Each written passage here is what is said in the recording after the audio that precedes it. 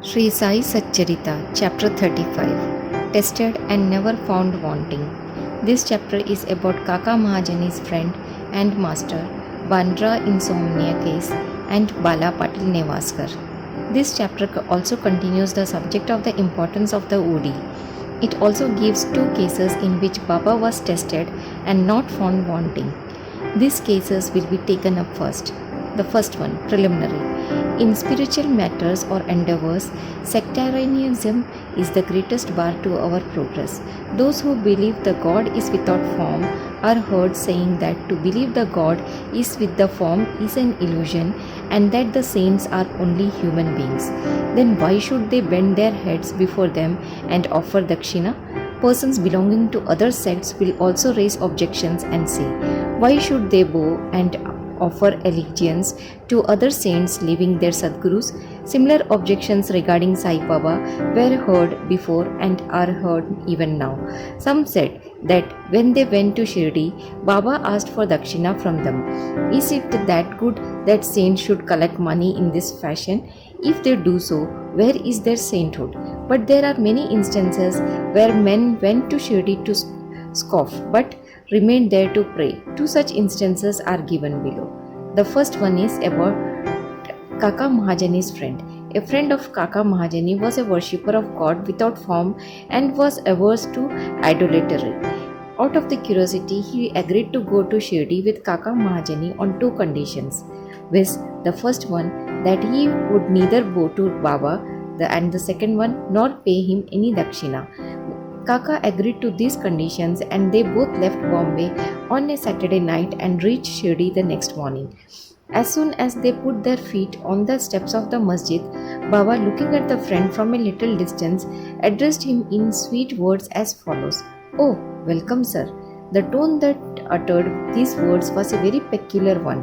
It exactly resembled the tone of the friend's father. It reminded him of his departed father and sent a thrill of joy through his body. What an enchanting power the tone had. Being surprised, the friend said, "This is no doubt the voice of my father." Then he at once up and, forgetting his resolution, placed his head upon Baba's feet. Then Baba asked for dakshina twice, once in the morning and again at noon at the time of their taking leave. But he asked it from Kaka only and not from the friend. The latter whispered to Kaka, "Baba asked for dakshina from you twice. I am with you. Why does he omit me?" "You ask Baba himself," was Kaka's reply. Baba asked Kaka what his friend was whispering. Then the friend asked Baba himself whether he should pay any dakshina. Baba replied, "You had no mind to pay, so you were not asked. But if you want to pay, now you may." Then the friend paid rupees 17 as dakshina, the same amount that Kaka paid. Baba then addressed him a few words of advice. "You do away, destroy the Telis wall, that is the sense of difference between us, so that we can see and meet each other face to face." Then Baba allowed them to depart. Thought the weather was cloudy and threatening, Baba assured them of their safe journey and both of them reached Bombay safely. When he reached home and opened the door and windows of his house, he found two sparrows fallen dead on the ground and one was just flying out through a window. He thought that if he had left the windows open, two sparrows would have been saved, but thought again that they had met their lot and that Baba had sent him back soon just to save the third sparrow. The next topic, Kaka Mahajani's master.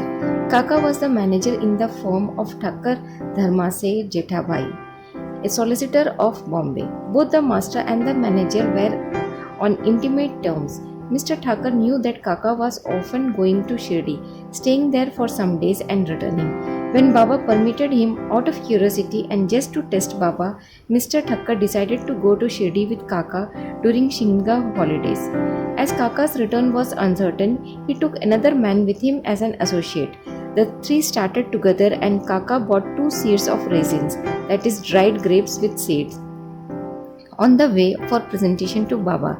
They reached Shirdi in due time and went to the masjid for darshan. Then Baba Sahib Thakkar was there. Mr. Thakkar asked him why he came there for darshan. Thakkar replied, Mr. Thakkar asked if miracles took place there. Tarkat replied that to see the miracles was not his attitude, but the earnest intentions of the bhakts were satisfied here. Then Kaka prostrated himself before Baba and offered the raisins to him. Baba ordered them to be distributed. Mr. Thakkar got a few of them. He did not like the raisins and he was advised by his doctor not to eat them without washing and cleaning them. So he was in a fix. He did not like to eat them, nor could he reject them. To keep up formalities, he put them into his mouth, but did not know what to do with the seeds. He could not spit them out on the floor of the masjid, so he pocketed them against his wish. He then said in his mind that if Baba was a saint, how could he be ignorant of his dislike for the raisins, and could he force them on him? When this thought arose in his mind, Baba again gave him some more raisins. He could not eat them, but held them in his hand. Then Baba asked him to eat them up. He obeyed and found to his surprise that they were all seedless. He wanted to see miracles, and here was one. He knew that Baba read his thought and, as per his wish, converted raisins with seeds into seedless grapes. What a wonderful power! Again, to test further, he asked Tarkad, who was sitting by and who also got some raisins, what kind of grapes you got. He replied, the variety with seeds. Mr. Thakkar was still more surprised to hear this. Then, to confirm his growing faith, Thakkar thought in his mind that if Baba was a real saint, the raisins should be now given to Kaka first. Reading this thought also, Baba ordered that distribution should be commenced from Kaka. These proofs were sufficient for Thakkar. Then Shama introduced Mr. Thakkar as the master of Kaka, upon which Baba said, how could he be his master? He has got a different master altogether. Kaka appreciated his reply. Forgetting his resolve, Thakkar saluted Baba and returned to the Wada. After the noon Aarti was over, they all went to the masjid for taking Baba's leave for their departure. Sharma spoke for them. Baba then spoke as follows. There was a fickle-minded gentleman. He had health and wealth and was free from both physical and mental afflictions. But he took on his needless anxieties and burdens and wandered hither and thither, thus losing his peace of mind. Sometimes he dropped the burden and at other times carried them again. His mind knew no steadiness. Seeing his state, I took pity on him and said, now please keep your faith on any one place you like. Why roam like this? Stick quietly to one place. Thakkar at once came to know that was an exact description of himself. He wished that Kaka should also return with him, but no one expected that Kaka would be allowed to leave Shirdi so soon. Baba read also this thought to his and permitted Kaka to return with his master. Thakkar got one more proof of Baba's capacity to read another's mind. Then Baba asked Kaka for rupees 15 as dakshina and received it. To Kaka he said, if I take 1 rupee as dakshina from anybody, I have to return it tenfold to him. I never take anything gratis. I never ask anyone indiscriminately. I only ask and take from him whom the fakir, my guru, points out. If anyone is indebted formally to the fakir, money is received from him. The donor gives, that is, sows his seeds only to reap a rich harvest in future. Wealth should be the means to work out dharma. If it is used for personal enjoyment, it is wasted. Unless you have given it before, you do not get it now. So the best way to receive is to give. The giving of dakshina advances vairagya, that is non-attachment, and thereby bhakti and jnana. Give one and receive tenfold. On hearing these words, Mr. Thakkar himself gave rupees 15 in Baba's hand, forgetting his resolve not to do so. He thought he did well in coming to Shirdi, as all his doubts were solved and he learned so much. Baba's skill in handling such cases was unique. Though he did all those things, he was totally non-attached to them. Whether anybody saluted him or not, or whether anybody gave him dakshina or not, it was the same to him. None he disrespected. He felt no pleasure because he was worshipped and no pain because he was disregarded. He transcended the pairs of opposites, viz. Pleasure and pain, etc. The next topic, insomnia case. A Kayast Prabhu gentleman of Bandra suffered from insomnia for long. As soon as he laid himself down for sleep, his departed father appeared to him in his dream and abused and scolded him severely. This broke his sleep and made him restless the whole night. Every night this went on and the man did not know what to do. One day he consulted a devotee of Baba in this respect. He recommended the Udi as the only infallible remedy he knew.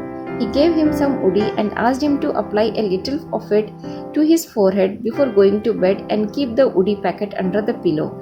He tried this remedy and found to his great surprise and joy that he got sound sleep and there was no disturbance of any kind. He continued the remedy and always remembered Sai. Then he got a picture of Sai Baba which he hung on the wall near his pillow and started worshipping it daily and on Thursdays offering garland, naivedya, etc. Then he got on well and forgot altogether his past trouble. The next story is about Balaji Patil Nevaskar. This man was a great devotee of Baba. He rendered most excellent and disinterested service. Every day he swept and kept clean all the passages and streets in Shirdi through which Baba passed in, his daily routine. This work was after him equally well done by another female devotee named Radha Krishna Mai and after her by Abdullah.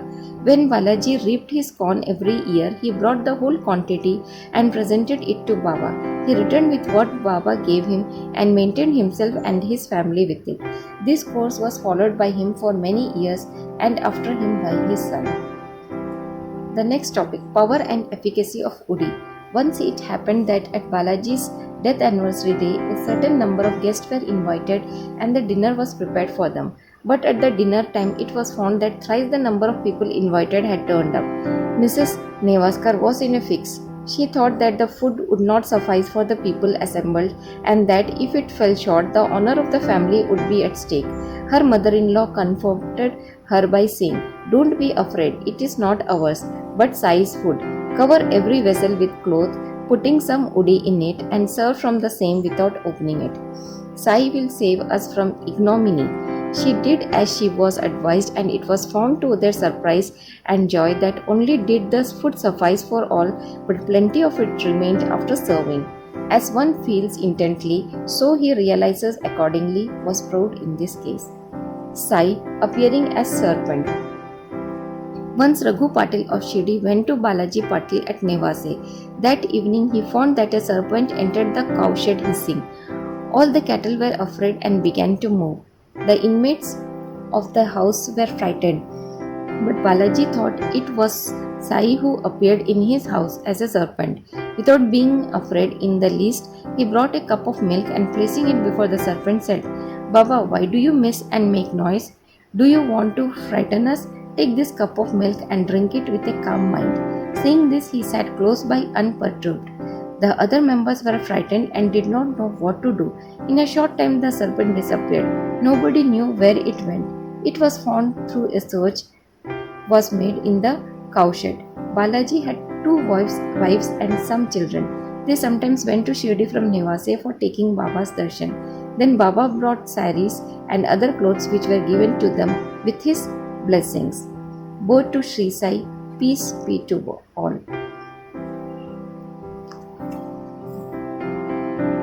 The footnote of chapter 35. A similar instance is reported to me by my friend Mr. B. A. Chogule, first class sub-judge and a great devotee of Baba. In February 1943, there was a puja festival and public dinner at Karjat, Dr. Ahmednagar. For the latter function, about 5 times the number of people invited came up and they were all fed. To the astonishment of all, it was found that by Baba's grace there was no shortage of food. And the last one, a similar incident where Baba appeared as a serpent at Coimbatore on Thursday, 7th January 1943 at 15:30 pm has been published in Sai Sudha, Volume 3, Number 78, January 1943, page 26. There the serpent heard the bhajan, accepted flowers and milk, allowed itself to be seen by thousands of people and also got photographed. For taking the photo, Baba's picture was placed near the serpent. Both the picture and the serpent have come off very well in the photo. For details and for the photo etc., the readers are requested to refer to the above mentioned number of Sai Sudha.